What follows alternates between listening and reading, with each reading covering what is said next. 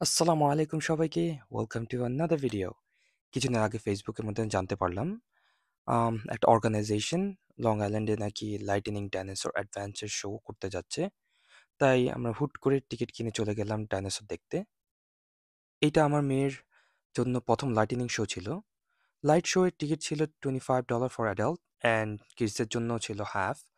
আসলে আমি আজও পর্যন্ত বুঝতে পারলাম না যে এইসব শো কিডসের জন্য করা হয়, বাট কিডসের টিকিটের দাম হাফ অ্যান্ড আমাদের জন্য ফুল প্রাইস দিতে হয়। যাই হোক, মেয়ের জন্য সব চিন্তা বাদ দিয়ে টিকিট কিনে ফেলি। সো আমরা শো এর লাস্ট আওয়ারের টিকিট কিনে ফেলি। আমরা চলে যাই সন্ধ্যার পরে। সন্ধ্যার আগেরও টিকিট ছিল, বাট আমাদের মেইন পারপাস ছিল লাইটেনিং শো দেখার। তাই আমরা সন্ধ্যার পরে টিকিট কেটে ফেলি। লাইটেনিং শোতে যাওয়ার পরপরই আমার মেয়েকে আমি আর ধরে রাখতে পারছিলাম না। সে এক ডাইনোসর থেকে অন্য ডাইনোসরের কাছে দৌড়ে চলে যায়। বাচ্চাদের জন্য আসলে অনেক সুন্দর ব্যবস্থা করা হয়েছে ভিতরে। কয়েকটা সেপারেট প্লেগ্রাউন্ড আছে।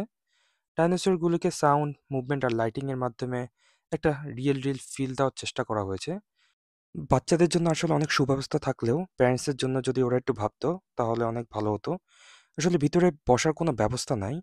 আপনাকে পুরো শোটা দাঁড়িয়ে এবং হেঁটে হেঁটেই দেখতে হবে। আমার মেয়ের সাথে দৌড়ে আমি আসলে টায়ার্ড হয়ে গিয়েছিলাম। এই শোতে কয়েকটা ফুড স্টল, টয় স্টলও ছিল।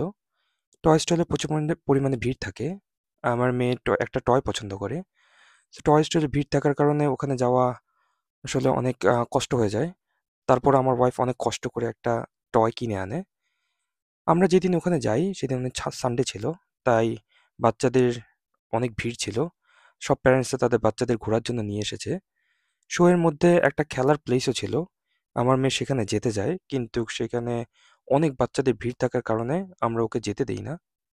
যারা এরকম কোনো লাইটিং শোতে যাওয়ার চিন্তা করছেন, তাদের জন্য একটা কথা না বললেই না। এইসব লাইটেনিং শো দেখার জন্য, এনজয় করার জন্য অনেক ভালো। কিন্তু আপনারা কেউ যদি পিকচার তুলতে যান, তাহলে এই শোটা আসলে আপনাকে অনেক বেশি ডিসঅ্যাপয়েন্ট করবে। কারণ লাইটিং শোটা যতটা সুন্দর ছিল, বাট যখনই আমরা পিকচার তুলতে চাচ্ছিলাম, বাট তেমন পিকচার সুন্দর আসছিল না। পিকচারগুলো অনেক ডার্ক আসছিল। এখানে একটা মজার ঘটনা ঘটে। সো বাচ্চাদের জন্য অনেক ছোট করে ঘর করে দেওয়া হয়। বাচ্চারা ওই ঘরের মধ্যে ঢুকে খেলাধুলা করে। সো একটা বাচ্চা একটা ঘরে ঢুকে খেলছিল। তো আমার মেয়ে ওই ঘরে ঢুকতে গেলে বাচ্চাটা দরজা বন্ধ করে দেয়। তারপর আমার মেয়ে ওই ঘরে না ঢুকে অন্য একটা ঘরে গিয়ে খেলতে থাকে। কিছুক্ষণ পরে ওই সেম বাচ্চাটাই আসে আমার মেয়ের ঘরে ঢোকার জন্য। তখন আমার মেয়ে দরজা বন্ধ করে দেয়। কিন্তু আমি আমার মেয়েকে বোঝানোর চেষ্টা করি যে এটা একটা ব্যাড ম্যানার বাচ্চাকে ঢুকতে দিতে। পরে আমার মেয়ে দরজাটা খুলে দেয়। আসলে বাচ্চাদের ম্যানার শেখানো অনেকটা জরুরি। আমরা এই ব্যাপারে অনেক সিরিয়াস।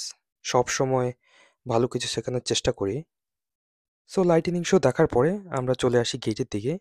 গেটে অনেক সুন্দর করে লাইটেনিং করা ছিল। কিন্তু ভিড়ের কারণে আর ছবি তুলতে পারিনি। তাই দেরি না করে চলে আসলাম গাড়ির কাছে। আজকের ভিডিও এই পর্যন্তই। ইনশাআল্লাহ দেখা হবে অন্য ভিডিওতে। আল্লাহ হাফেজ।